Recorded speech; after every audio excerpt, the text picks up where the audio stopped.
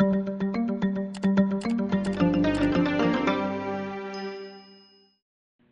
afternoon, ladies and gentlemen. We're about to get started. Thank you for attending the latest installment of the Option Industry Council's webinar series. My name is Nick Ziegler, a staff member here with the OIC, and I'll be guiding you through today's session. We're glad you could join us to learn more about options as a flexible, powerful trading tool. In today's session, using LEAPS options for a long-term outlook, we'll take a look at LEAPS, which stands for Long-term Equity Anticipation Securities, and how they can be applied to option strategies you already know. We'll go through it all in a quick 60-minute session. Our presenter today is a senior staff instructor with the Chicago Board Options Exchange's Options Institute, Mr. Marty Kearney. Marty literally wrote the book on LEAPS with his work titled Understanding LEAPS, which was released in 2002, and he has also been a contributor to major financial news networks, including CNBC, Reuters, Bloomberg, and Fortune magazine. Please note that the windows on your desktop are resizable, so feel free to move the slides around for ease of viewing. At the top right of each box, you'll see buttons to maximize and minimize each window, so please use those, especially on the slides, so you have the best viewing experience. You'll also note that there's a box on the right side of your screen where you can submit questions during any point in the presentation. Marty will be responding to those questions during the final 10 or 15 minutes of today's session. Please note that this box is for content-related questions only. If you're having technical issues, the leftmost icon at the bottom, the question mark, is a link to our webcast provider's support page. Just under the questions box, you'll see a survey. Please fill it out at any point during the session so we can better serve you, and investors like you, with our future webinars. These survey responses are extremely important to us and will help guide our future programming. As I mentioned, there is a row of icons along the bottom of your screen. Each icon corresponds to one of the windows in the webcast, so if you rearrange your workspace and are looking for a specific part of the webcast, you can return to that part by clicking those icons. And now, ladies and gentlemen, Marty Kearney will bring you our topic today, using LEAPS options for a long-term outlook. Marty?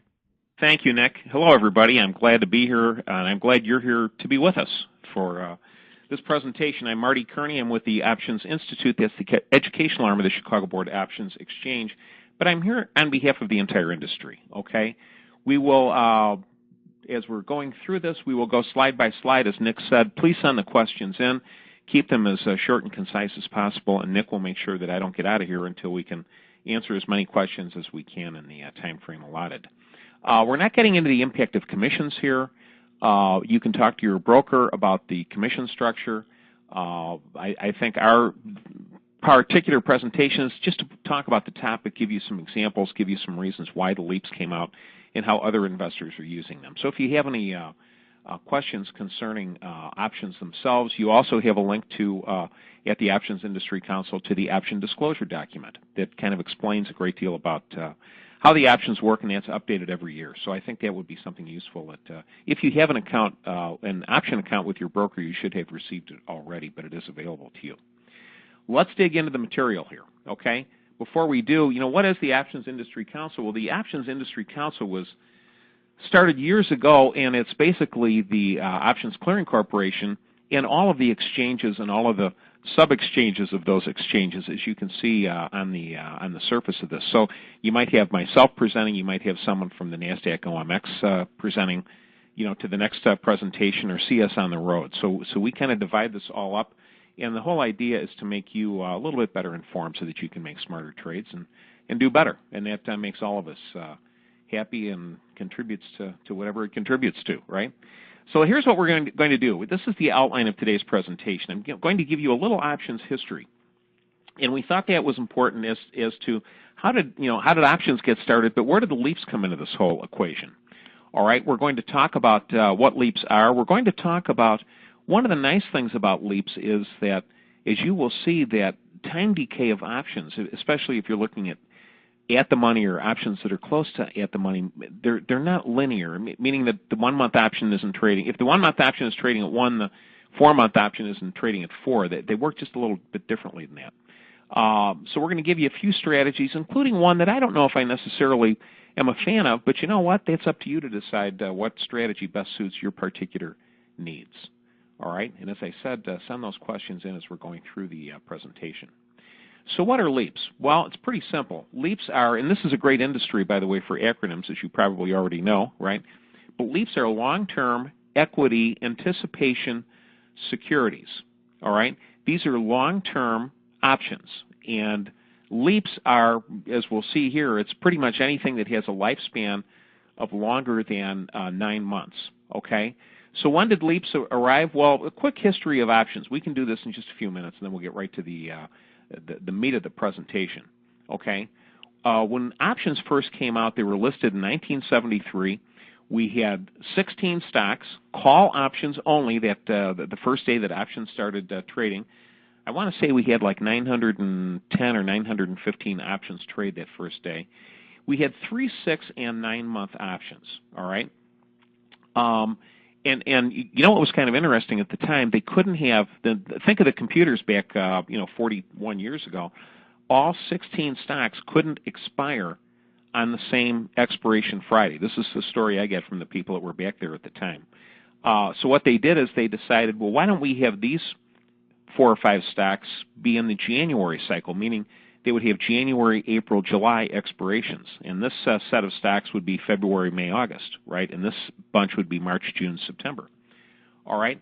So each stock was put into a quarterly cycle, and it's still the way that it is handled today. We'll talk about what else is going on with options as well. But each stock is put into a quarterly cycle, and of course we have calls and puts on everything at this point in time. And at this point in time we have, what do we have? I think we have 27 or 2,800 different stocks, several hundred ETFs that have listed options, and a couple of 4 or 5 dozen indexes that have options. So there's a lot of products. We keep adding products all the time. Okay? So puts were added. They were originally calls, as you know. Puts were added, I believe it was in the late 1970s. I want to say late 78, early 79. They started adding put options on certain stocks. It was a pilot program. The pilot programs in the option world seemed to grow roots and hang on pretty strongly and turn into something more permanent. But puts were done a few stocks at a time until all stocks and ETFs, didn't have ETFs then, but ETFs now, everything has calls and puts were technically made permanent in the late 1980s. So there's calls and puts on every product that you have listed options on.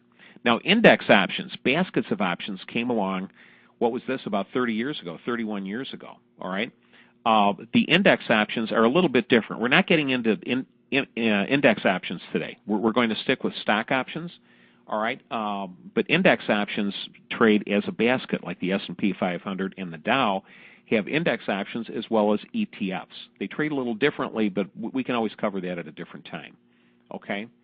So investors and traders ask for more options expirations. You know, Marty, we don't have enough expirations. Some of you may be catching this on an archived basis, but we might have May expiration, and the next expiration with the quarterly cycle would be August and November, wouldn't it? Well, the strategy I'm thinking of, Marty, is a little bit more shorter term. You know, I don't necessarily want to just have a 90-day option as the shortest time frame to trade. So, you know what we did? We decided, why don't we add, once again on a pilot basis, but it went through very quickly, we added the front 2 months on every stock and basket of stocks, ETF and indexes. So what we have now is, if we take XYZ, for example, and it's in the May cycle, all right? We know we have May, we have August, we have November, but we also have June options, don't we? Because we have the first 2 months. When the May options expire, we already have June, but we don't have July yet, do we? So we would add those July options on that Monday after expiration. So we always have the first 2 months to trade. So we have maybe the front 2 months, we might have an additional 2 or 3 expirations further out in time. So you have several choices, don't you? When you're looking at which expiration should I go to, you've got at least 4 and possibly more based on where that stock is in that particular cycle, all right? LEAPS were added about 1990. Now, once again, we started out with a small amount of stocks. It says here we started out with 14 stocks. Which ones were they? The ones that are more popular, that a lot of investors trade in, they follow, okay? And the idea there was, why don't we go out as far as, at the longest, about 30 months or so, okay? And because some investors said, you know, the strategy I have is a little bit longer term, that those options going out 7, 8, 9 months are okay, but you know what? My particular strategy might be something a little longer term. You know, why can't we have something going out further? So we added LEAPS going out, as I said, up to about 30 months or so at their longest. Okay? Now, at this point in time, we have LEAPS going out to January of 2015. We also have LEAPS going out to January of 2016. Now, this is taped in May of 2014 for those on an archive basis. Okay? And we made some changes as to when we add the LEAPS. We were adding these over the summer, and we did some studies and found out that investors really weren't doing anything with the new LEAPS series until after Labor Day. So the current schedule is, after Labor Day this year, we will start cycling in the LEAPS of 2017. These would be for stocks and ETFs, January of 2017. All right, so why are we adding these on different dates? September 15th, October 13th, November 17th.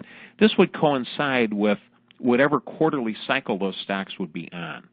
So I believe it's the January-April cycle. We would add the LEAPS of 2017 in September, the Feb-May in October, and then the March-June we would add in November of 2014.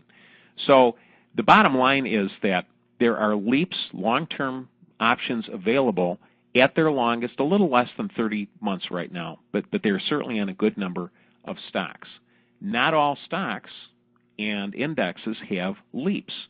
The idea with that is that if we have a particular stock option, and you may have seen one or two of these where there doesn't seem to be a lot of volume, the markets aren't real tight on those particular options for whatever reason, all right? But if the option doesn't trade a lot with the standard options going out 3, 6, and 9 months, well, does it make any sense to go out 25 or 30 months with long-term options?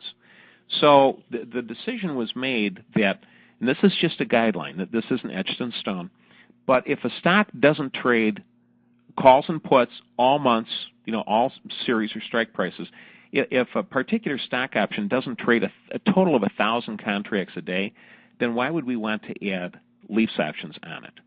So what we have is about a little less than a third of stocks have long-term options. Now, which stocks are they?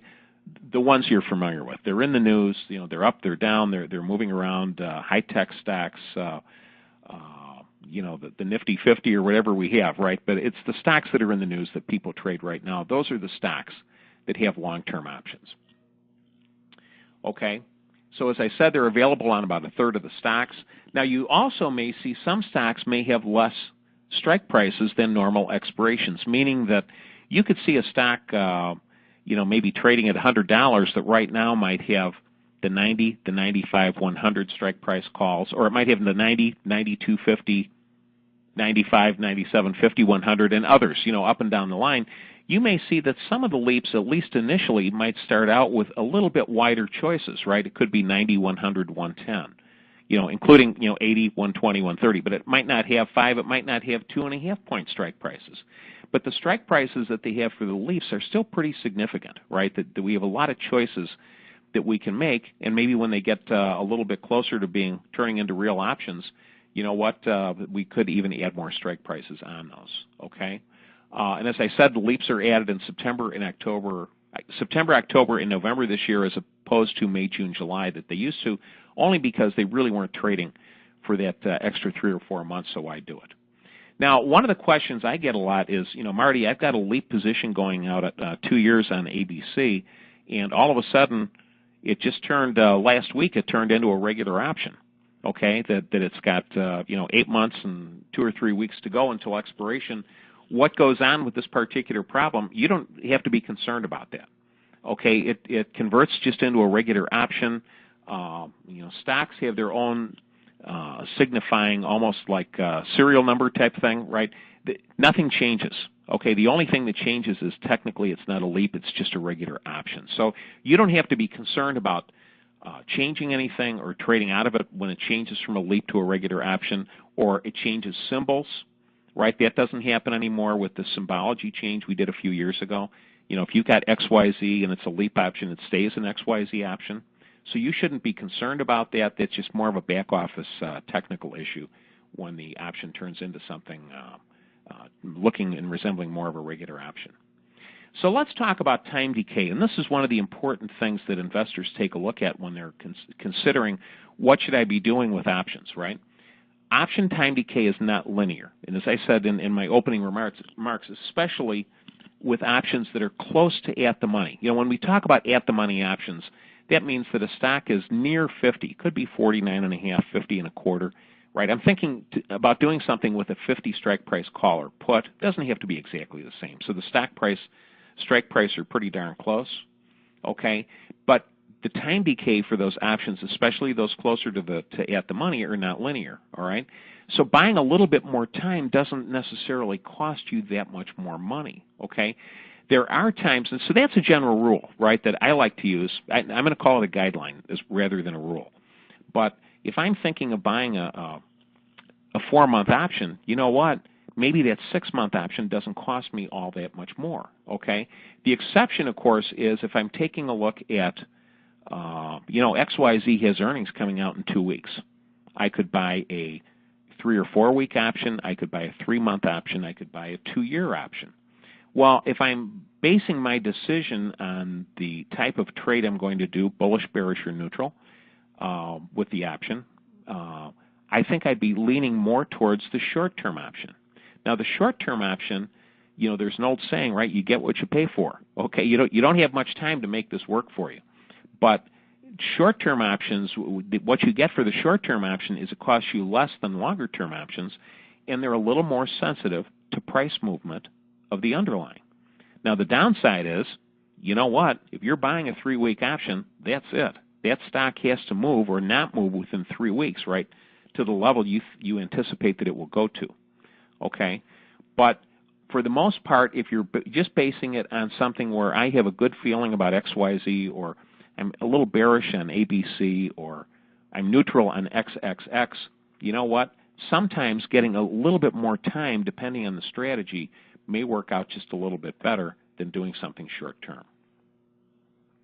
Okay, slide 18 here, we're talking about time decay. So here's what I'm looking at. The numbers on the bottom, the underlying stock stays the same, all right? It's got interest rate at 4%. This is a fairly old slide. At some point, interest rates will go higher, okay? There's no dividend on this particular stock. But if this particular stock is trading at 50, and I'm taking a look at a 50 strike price call, all right, going out 30 days, the 1-month option should be trading close to $1. Now, what do you think? You don't have to send an answer in on this one, okay? If a 1-month option is trading for $1, 50 strike price and the stock's trading at 50, what do you think the 2-month 50 strike price call would be trading at? Well, I'm looking at adding 100% more time, right, to this particular strategy. The 2-month option, as you'll see, isn't trading close to $1. 2-month option is trading for, on the ballpark, about $1.47. The 3-month option, getting 50% more time than that 2-month option, is trading for about $1.71. So what does that mean? If I'm a buyer of an option, and I'm taking a look at the 2-month option on this particular stock, and I'm thinking of buying it, okay? Well, the 2-month option trading for about $1.47, look what happens if I look at a 3-month option instead. I'm looking at 50% more time for about 24 cents more. Now, I'm not figuring in commissions, and obviously there's a bid and ask involved here, okay? And I'm assuming that, we're looking at the same implied volatility for every month as well, okay? But what this means is, if you see the shape of that graph, right, and we're looking from the bottom right, kind of looking up to the left, if I'm a buyer of options, and it's not based on a specific event, product announcement, earnings, etc., I think I'm giving myself a little bit more time. If I'm a seller of options, rather than sell the 3-month option for $1.70, maybe I'd rather sell the 1-month option and collect $1. But you know what? Maybe I could get 3 bites at the apple. Now, I'm not figuring in transaction costs, okay? I'm also assuming the stock doesn't move, that interest rates don't change, the implied volatility of the options don't change. A lot of assumptions here, okay? But the whole point is buying more time shouldn't cost you all that much more money, especially if we're looking at something that's not deep, deep, deep in the money or far, far out of the money, further out in time. So buying more time as a general guideline doesn't cost you that much more money, okay? And look at this. If I take a look at a 10-month option as opposed to a 3-month option, I'm getting, what is that, 300 and some % more time for 100% more money, okay, 110% more money, 120%, okay? So the whole idea is, you know, look at how that works, right? You know, the 1-month option is at $1. The 10-month option isn't trading at 10. It's trading at 370. So buying more time is not that bad of a deal, okay? So let's get into the LEAPS strategies now, okay? And you know what? The interesting thing about the LEAPS is any strategy you can think of with a stock or an ETF, why couldn't that convert over to something that you could use with LEAPS options, okay? In this particular case, I'm looking at a stock trading at $42.50. I think this stock might go to $50, okay? All right, these are 3 of the possible strategies. How many strategies could we do? I don't know, hundreds, right, based on, you know, different combinations of different things. But I could buy 100 shares at $42.50. I could buy the 2-month 40 strike price call at $3.40. Now, the 40 call, right, it's the right to buy the stock at 40. The stock's up at $42.50. The 40 strike price call is $2.50 in the money, isn't it? So at first glance, that 40 strike price call for $3.40 looks fairly expensive.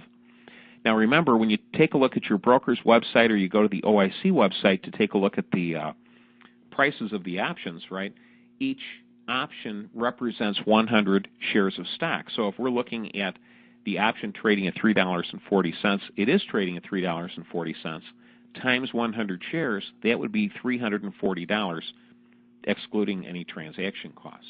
But it is intrinsically in the money by $2.50, right? Stock's at $42.50, so it has 90 cents of time premium. All right?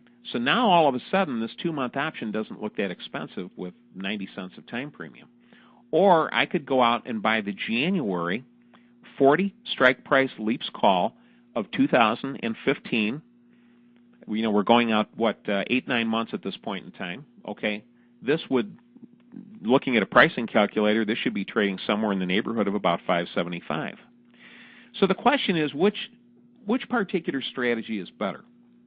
And you know what? That's a very unfair question because I think it's all going to depend on what the stock does. Okay, right between now and whatever expiration Friday I'm looking at. Okay, so I think only in the rearview mirror we'll know which one of these would have been better. But let's kind of compare these 3 different strategies. Okay, and what we're looking at is, I have to do one more thing to get the little lines going on my computer on the builds. Okay, what we're looking at is the dotted line is owning the stock at $42.50. Okay, if the stock goes down $1 and you own 100 shares, you lose $100. If it goes up $1, you make $100. The next line in here, okay, the one, I don't have my arrow working here, okay, but that next one in is the long 40 strike price call with a break even of $43.40. That's buying the 40 call for $3.40 going out 2 months. As you can see, I'm risking $3.40. If this stock goes below 40 down to 35 or 30, you know what? That's the most I can lose. That's the nice thing about options. That's what drove me to options years and years ago, where, you know, as opposed to stock or other products, right, the most I can lose is whatever I pay for the option, right? So if I paid $340, most I can lose is $340 no matter how low that stock goes. Not going to get a margin call from my broker on that. You pay for the option, don't you?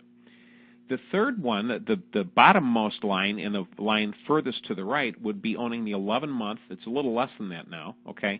But the long-term, the LEAP, 40 strike price call that we paid $5.75 for. So what do we have? We also have limited risk on the downside. Okay, in this case, what, $5.75. What do we have on the upside? The potential, same potential we have with owning stock or owning the 2-month option. But you know what? Our break-even has moved a little bit to the right because we have spent more money on that particular option.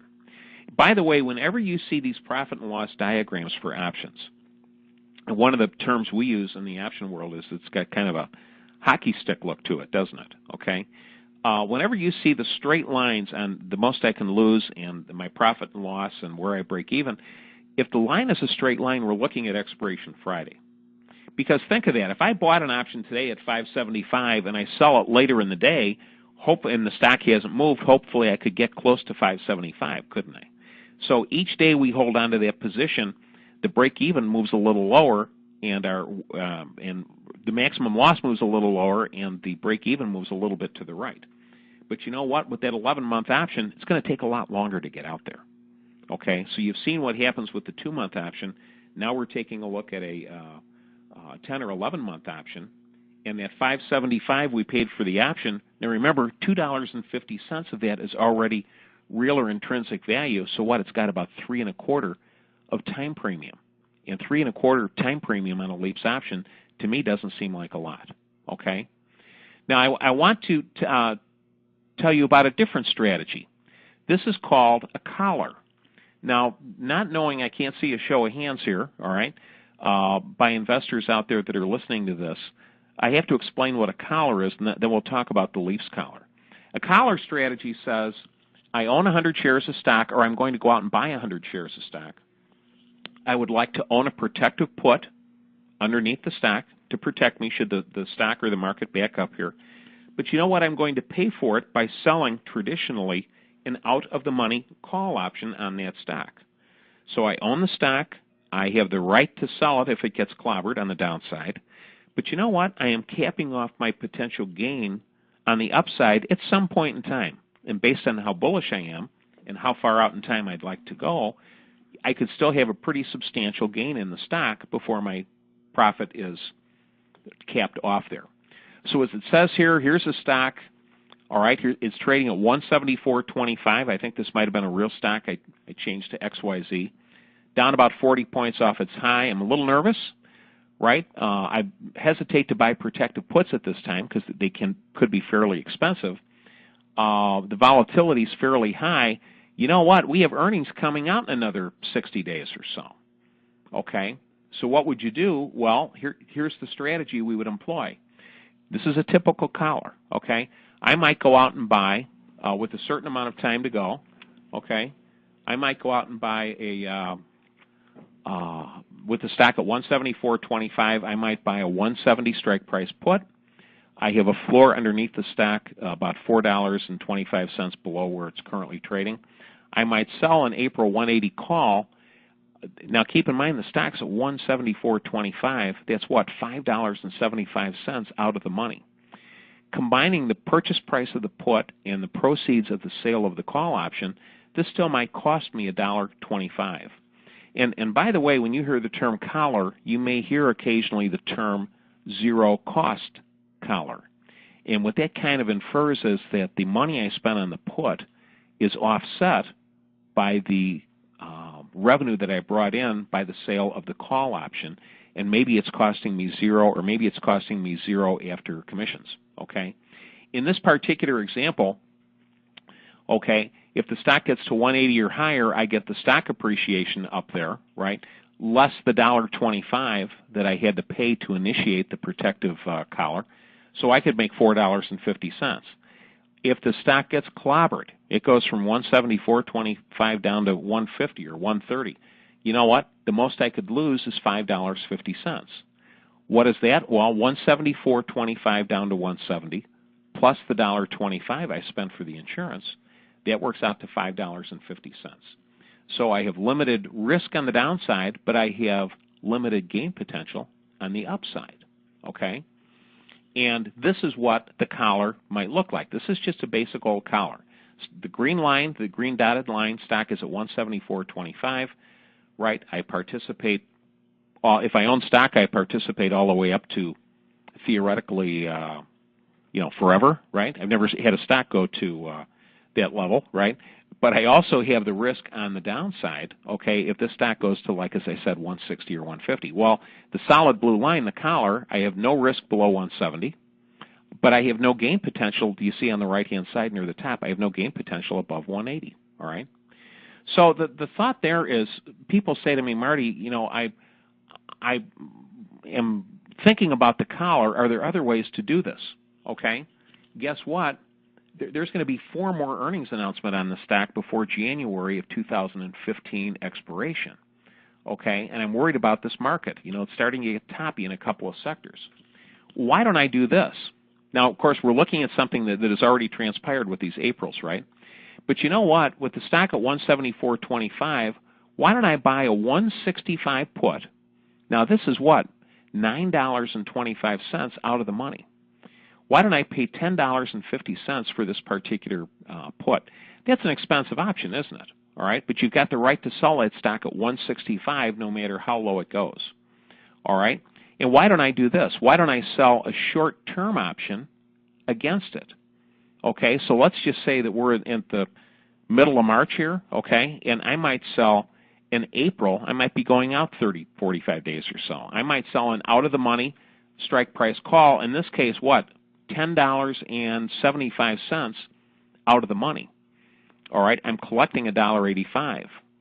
So I have protection in this particular case for maybe 10, 11 months out, and I have an obligation for only 1.5, 2 months out. The obligation is to let the stock go at 185.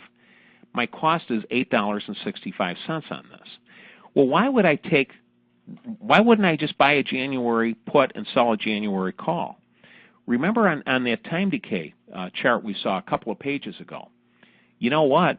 The whole idea is I'd like to sell an option that the obligation gets behind me very, very quickly. And I'd like to own an option that the time decay happens, at least initially, pretty slowly. Okay? And the whole thought here is that if the stock doesn't get to 185 by April of 2014, maybe I sell in May of 2014, 185 call, or June or July. In other words, I might be able to get, you're not going to, if we're 10 months out, it's pretty darn tough to sell 10 different options against it, right? I don't think that's really practical. Theoretically, you could. I don't think it's really something realistic, okay? But the whole idea is that I can have insurance on for one trade, slow time decay at least initially, and I can sell, hopefully, multiple expirations against it out of the money. That will help, you know, that will be determined somewhat by where the stock is, right? If this April option expires worthless, the April 185 call that I sold, I might be selling in May or June. What strike price? It depends on where the stock is. If the stock's up near 180, maybe I'm selling a 190 call, right? If the stock is down closer to 160, maybe I'm selling a 170 call. Okay, but the whole idea is that, and this is a pretty common question I get with the collar. Am I better off doing like a 2-month collar or a 10-month collar, or kind of a combination of the two? And I think people that are kind of new to options will do the 2-month collar or the 10-month collar based on what their feelings are about the stock. But the more intermediate to advanced investor or trader starts to say, you know what, I want a little more protection that doesn't cost me that much more, but I'd like to sell something a little bit closer in time that expires that much quicker. So you can mix and match your strike prices on the collar. So we're calling this kind of a LEAPS variation collar. Okay? Now let's see what we have here. So this is the LEAPS variation collar, okay? And same idea here with the green dotted line as to where the stock is if you just own the stock, right? We talked about your dollar for dollar higher or lower than 174.25. But you know what? You can mix and match where the protection comes in with the strike price and the expiration, as well as the call you're selling to generate the income. So I find that's one of the nice things about options, that you can have, you know, something with a longer term opinion. You know, I'm a long-term investor. I'd like that long-term insurance. I'd like to sell short-term options to bring down my cost. Okay? So why would we do that? As we said, 11 months of protection, 4 earnings announcement in this case, perhaps 3 or 4 different earnings announcements. The short-term obligation, the date that we chose originally, you know what? We had the potential to move 6% higher in 10 weeks. Okay, could the stock do that? Sure. You know, but I didn't want to bring the call that I was selling. I didn't want to bring it too close to the current price. I want to give myself a little bit of stock to run. So as I said, there's potential to write additional out-of-the-money call options for the balance of 2014, maybe even January of 2015, okay? And you know what? One of the things that we took a look at is I took a look at a pricing calculator. And what happens if the stock is right here, okay? What did I say it was? It was at 174.25. If it's at 174.25 when the short-term call expires, and I still have, what, 9 months to go until expiration on my long put, my pricing calculator said based on the current interest rates and the current implied volatility that LEAPS put option that I owned should be worth approximately $8.50. So I had some time decay on the put I owned, but the call expired worthless. So at that point in time, that particular put is costing me little, if anything, because I could certainly sell that in the open market. And in this case, I'm basing this on assumptions, okay? But in this case, I would assume that I could get close to $8.50, maybe more, maybe a little less. So that's the nice thing about owning an option with a little bit more time, that there is time decay, but it's not as noticeable and as quick as the short-term option with a shorter-term option that I would be selling. Okay? All right. So could you do the same thing? We took a look at this with stock XYZ, the famous XYZ stock. Could you do something with an index or an ETF? Maybe there's an ETF that you have that has had a nice run-up, all right, and you'd like to buy a put. The put looks a little expensive. But you know what? I don't think there's too much higher that this particular ETF is going. Could I do the same thing with a collar? Absolutely. You have to be approved to do option trades, right, in your account with your brokerage firm. That's not up to the OIC or to me, okay? But you could certainly, if you own shares of an ETF, you could sell the ETF call and buy an ETF put. If you are doing this with an index, the index is not shares, okay? You can't sell the calls with an index, okay?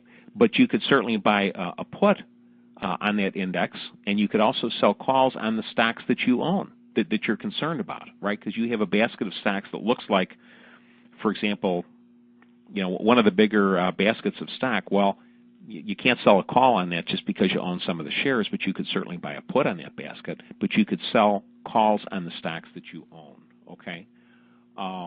One of the interesting things, this is a little bit more of an advanced topic, but I think knowing you as well as I do now for the last 40 minutes, I think you people are ready for it.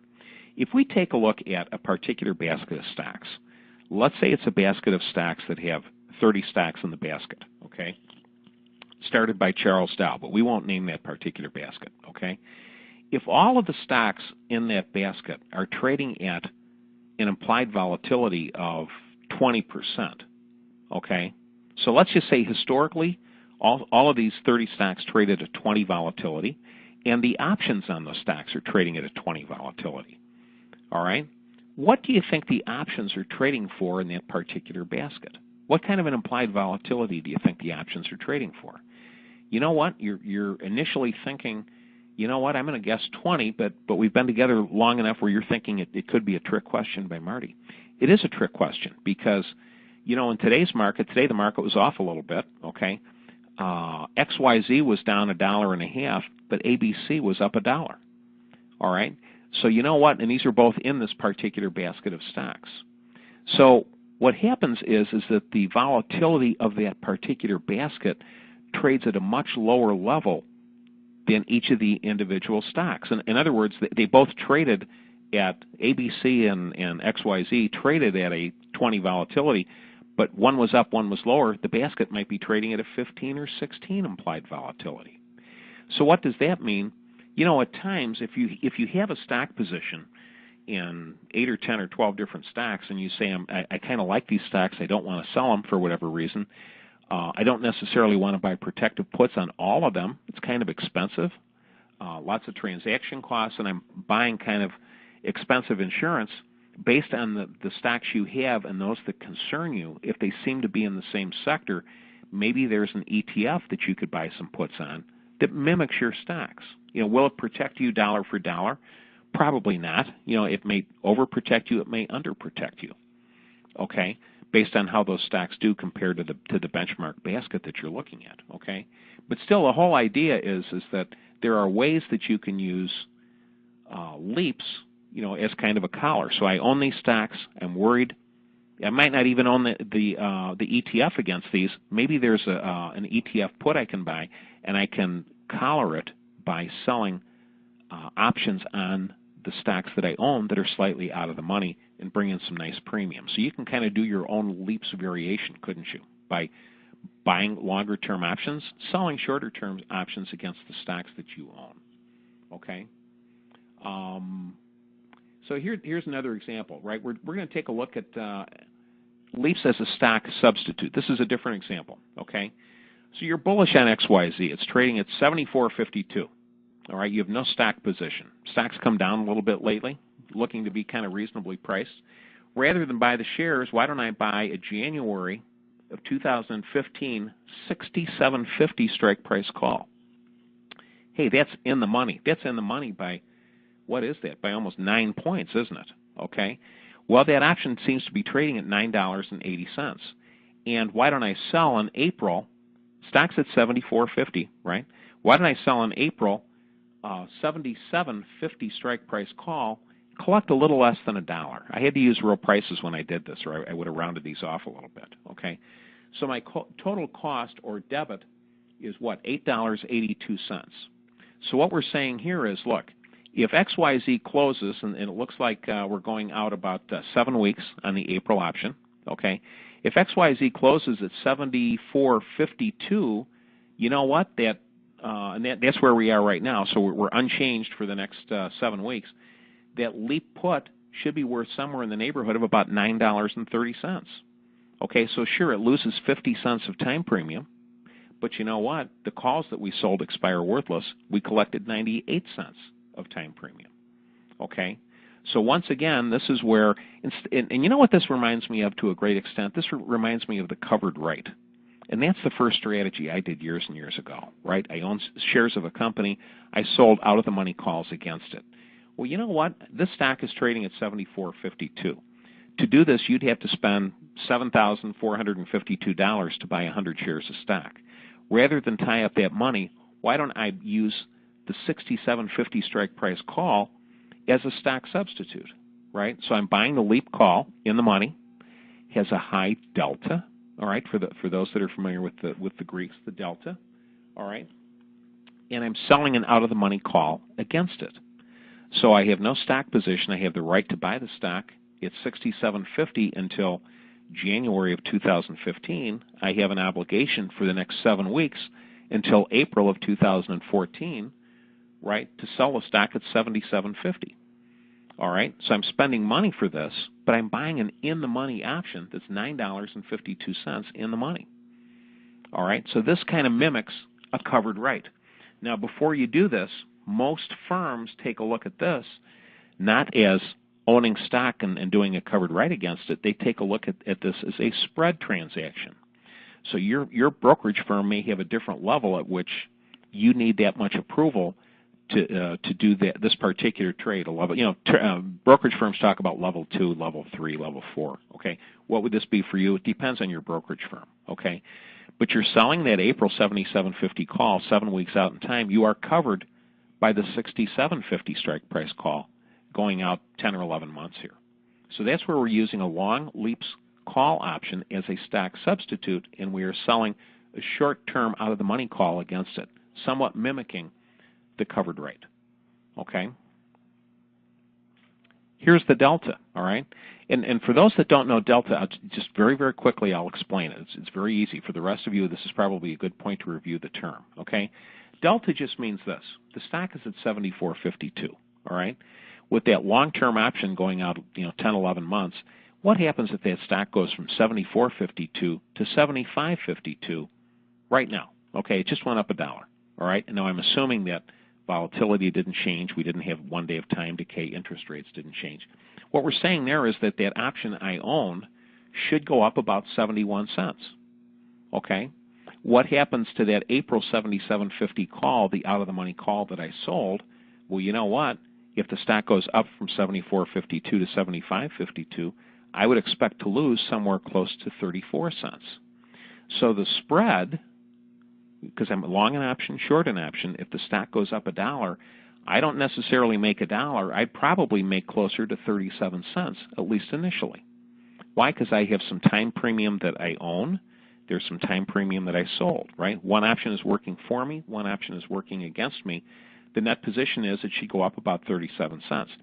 Same idea, by the way, if the stock goes down 1 point. The option that I own, right, the 67.50 call, should lose about 71 cents. The option that I sold, right, the call option, the stock's down, I should gain about 34 cents, but I would be losing close to 37 cents. All right? So the whole idea of the delta here is when I'm looking for, this is just me, and this is more of a what I look for with options. If I'm looking at an option and I want it to mimic stock movement, I want it to mimic a stock, be kind of a substitute for the stock, I might be looking for owning an option with a delta of 70 or higher, maybe 70 to 75, 70 to 78 delta. Okay, if the stock goes higher, I'd like it to work for me. Okay, and I'm selling an option out of the money, and it's working against me, but the one I own is working at a much greater rate, isn't it?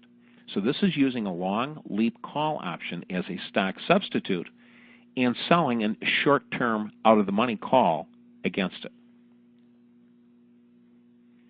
Okay, now here's one with a basket of stocks. This is an index. Okay, here's a major New York research firm, right?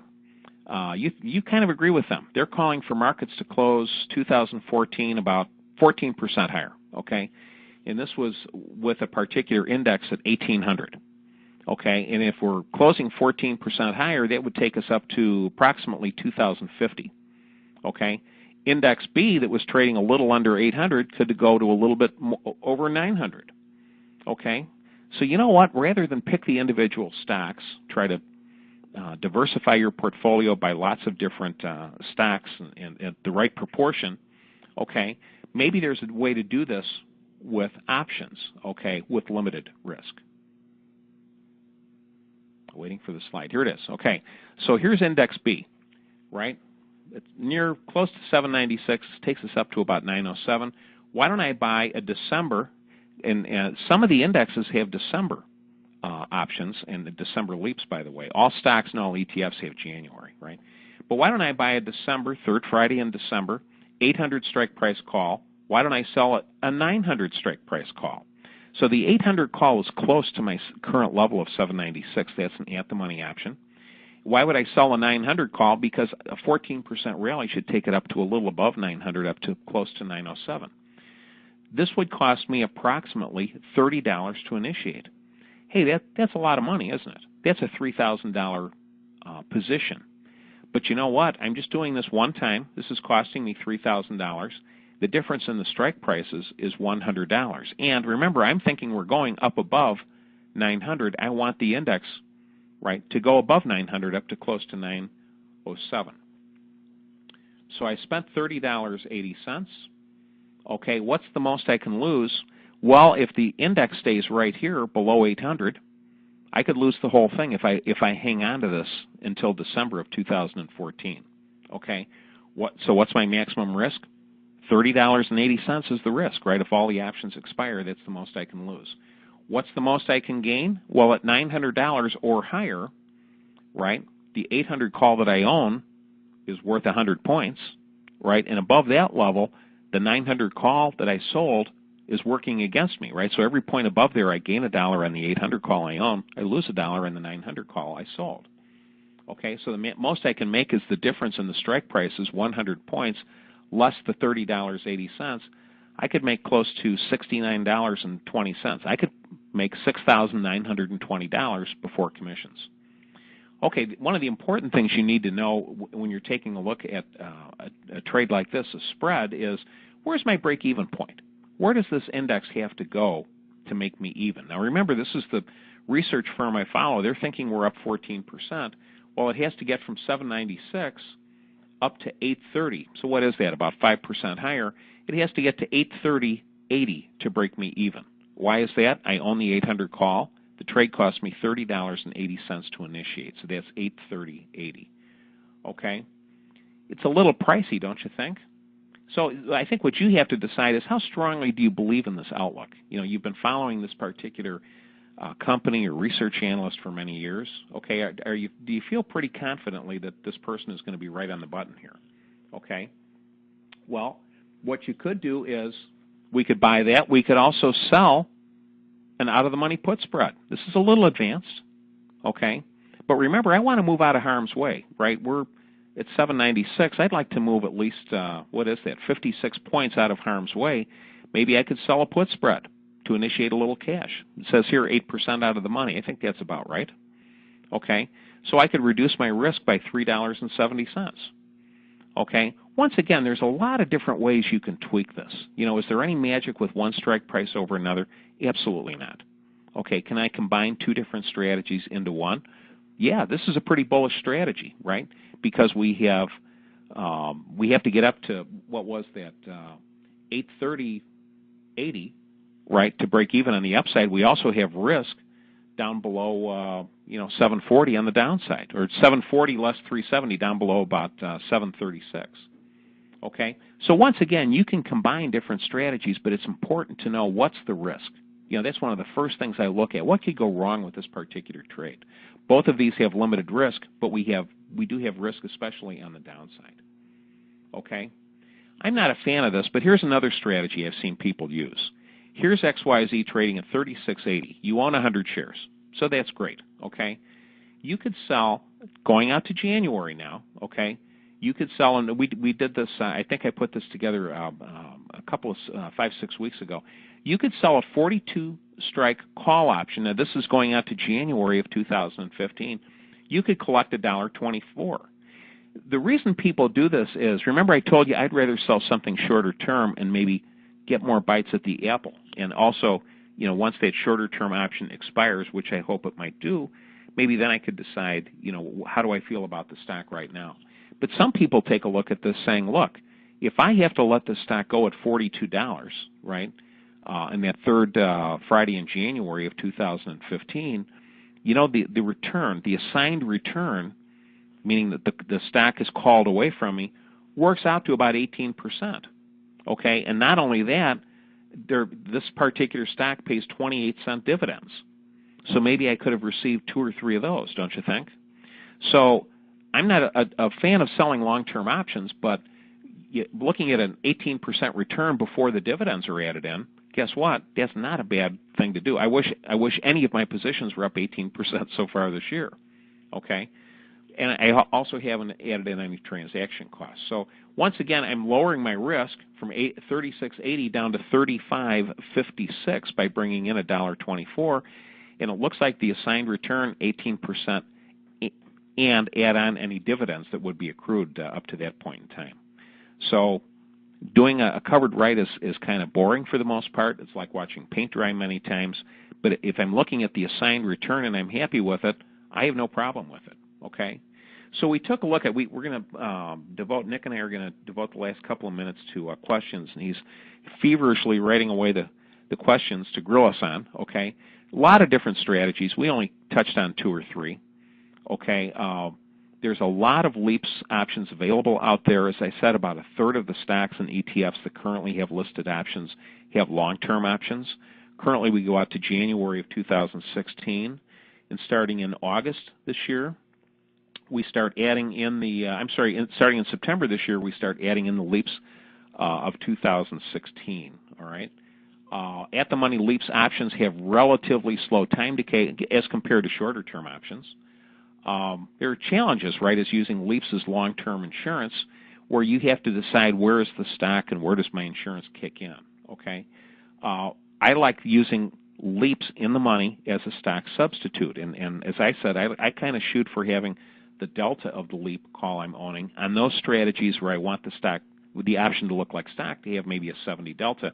You know, why buy a stock if you can lease one? Was a motto of an exchange years ago when they started trading the LEAPS, right? Why buy the stock if I can lease the stock by owning the LEAPS option? Now remember, if you do that, you don't get the voting rights, you don't get the dividends, if any, okay? But those are kind of, the dividends are kind of figured into the option price anyway, all right? You've got a great research bunch here at the Options Industry Council, optionseducation.org. You can dial a toll-free number, okay? And they're going to ask you what's your first name, what's your zip code, what can we do for you? They've got a good bunch of people working in the Chicago and Texas office that are there to help you, okay? Let's see what kind of questions Nick has for me. I think that's it on the slides, Nick. And let's devote the last couple minutes to questions. Fantastic. Well, Marty, thank you so much for mentioning the investor services team we have here at the OIC. As Marty mentioned, they're available to help during standard business hours. Give a call at 1-888-OPTIONS. You can talk about some positions. We can talk about concepts just to help you understand how options can help your investment portfolio. You can also reach us at optionseducation.org. One other thing I would like to mention is that this entire presentation will be archived through the On24 on-demand channel, so that should be ready at some point either later tonight or tomorrow. And Marty, I think we got a really, really savvy group of investors here today. Got a lot of very detailed questions, so I think bring them on, Nick. We got a few minutes left, so let's do it now. Some of the questions were about implied volatility. Are they really a factor when we're talking about LEAPS? Does implied volatility look higher, look lower than a standard options position? Yeah, sometimes the shorter term options can have a little bit higher implied volatility based on, upcoming events. And implied volatility, for those that don't know, kind of means that what is the expected range? If you kind of can envision the bell-shaped curve from grade school or high school, the higher the implied volatility, the lower that bell-shaped curve, but it just means that the wings can kind of get extended out there. So ordinarily the long-term options are out there. But they shouldn't have, for the most part, as high of an implied volatility as some of the shorter-term options, the shorter expiration options based on news events. They certainly are a factor, but the shorter-term ones will reflect that uncertainty a lot more. I'm glad you mentioned towards the end, Marty, about how you really favor in-the-money calls, because a couple people wanted to know about how would you look to see whether an in-the-money or an out-of-the-money call when you're doing a LEAP would be more appropriate? Well, it depends on the strategy, Nick. And as I said, when I'm using I'm looking at a stock, I have no stock position. I'd like to buy an option, but I want it to look and act a little bit more like the underlying stock. That's when I'm leaning more towards an in-the-money option. And then the question is, well, how far in the money? And I think my way of looking at it is kind of a guideline, not a rule, is, what does that 70 delta option look like? Could be a delta of 68 or could be 71 or 72. What does that look like? That will participate a lot like the stock, as opposed to buying an at-the-money or out-of-the-money option that doesn't move very much, right, with that delta, with a 1-point move in the underlying. So if I'm looking at a long call position to mimic stock movement, I'm looking for an in-the-money option, and my rule of thumb is kind of look at that 70 delta option first and see if the price is right and it seems to do what I want it to do. Marty, another question we had is, since we at the OIC can't mention any specific stocks, I think all of the investors know that there's been a pretty high-profile stock that had a fairly major split. And when you're looking at that, how does that affect a LEAP that may already be in play? Yeah, what happens with options that have a split, and let's not do one of the more notable splits coming up, but if a stock is trading at 100, all right, and you've got the 100 strike price call that you own, whether it's a 1 or 2 month option or a 1 or 2 year option, I own the 100 call, the stock's at 100, and the stock just tomorrow morning it splits 2 for 1. How does that work? And by the way, that's the type of question that the people at the education center that you mentioned, the telephone number, that's the type of question they get, okay? But what happens there is that any split, the people who have bought or have sold options, everybody has to be treated equitably. So what they do is they say, look, instead of owning 1 of the 100 calls, the stock just split 2 for 1 and it now looks like it's trading at $50. You own 2 of the 50 strike price calls. And these would be, in this case, it could be out to the January of 2015 or January of 2016 level. So the stock was at 100, it's now trading at 50. Someone that owned 100 shares now owns 200 shares. You owned 1 of the 100 calls, you now own 2 of the 50 calls. So that's how a standard split would work on a 2 for 1 or 3 for 1 or 7 for 1 split. Same idea. Marty, we here at the OIC, as many of our attendees probably know today, have our position simulator on the optionseducation.org site, but a number of questions came in about finding the best pricing calculator when you're using LEAPS. Should they be looking at the Black-Scholes model, or should they be looking somewhere else? Yeah, I think your pricing calculator, most pricing calculators by the different brokerage firms incorporate the Black-Scholes model, or one of the cousins of the Black-Scholes model. Fisher Black, Myron Scholes, University of Chicago, 40 years ago, or a little bit longer now, kind of came up with a pricing model that had been evading mathematicians. It was known as Black-Scholes. It assumed that the option was European style, right, and all stock and ETF options are American style. Most people use kind of a variation of the Black-Scholes. It's kind of a generic name like a Xerox machine, right? So it doesn't matter which pricing calculator you use, I don't think. You know, your brokerage firm has a nice one. The OIC has a good pricing simulator. They use probably a first cousin of the Black-Scholes. It might be Cox-Rubenstein, which seems to be the predominant one. But Black-Scholes model, everybody kind of knows it's just a pricing calculator, and that's where the delta came in, right? The stock moves a point. How much should this option react? Well, that might be derived from something like a Black-Scholes pricing calculator. We had an attendee here ask about LEAPS as possible stock replacements, but then wanted to know what happens. Do you roll that stock up as the market goes up to lock in profits? If that's the case, what kind of guidelines do you do when you're looking to make that move? Yeah, what I would do is, remember now, if I own, the stock's at 100 and I buy the 80 strike price call and it's got a delta of 70, okay, and all of a sudden the stock goes from 100 to 120 or 130, well, all of a sudden the option that I owned that had a delta of 72 or 73, now it's got a delta of 95 or 98, right? The stock moves $1, my option should be moving 95, 98 cents. I wouldn't hesitate to roll up in strike price. Maybe I could sell the 80 call I own and buy the 90 call. Okay, and I wouldn't be selling that spread for $10, all right? But maybe I could roll that long position up to a less expensive option and take some money off the table. So I like the thinking by that questioner as to what to do. Do we tweak that position? We still want to stay long, but we certainly have a great deal of risk on the downside, don't we? So rolling the position up, closing the option we have, buying a higher strike price call might fit the bill. And also, if we get closer to expiration and I like that stock, maybe I sell that LEAP call, buy something a little further out in time with a higher strike price. Continue to own the stock, longer period of time, have less money at risk on the table. Well, Marty, we are just over our 1 hour mark here, but I think we've got time for one more question. One more, absolutely. This was another one that's kind of that rubber meets the road, how do I make this position happen type question. It's how do we choose the underlying to use the LEAP strategy with it? Do you look at stocks where they hit their 52-week high? Do you look for stocks that are trading within a defined trading range? What parameters are you looking at when you're looking to apply the LEAP strategy?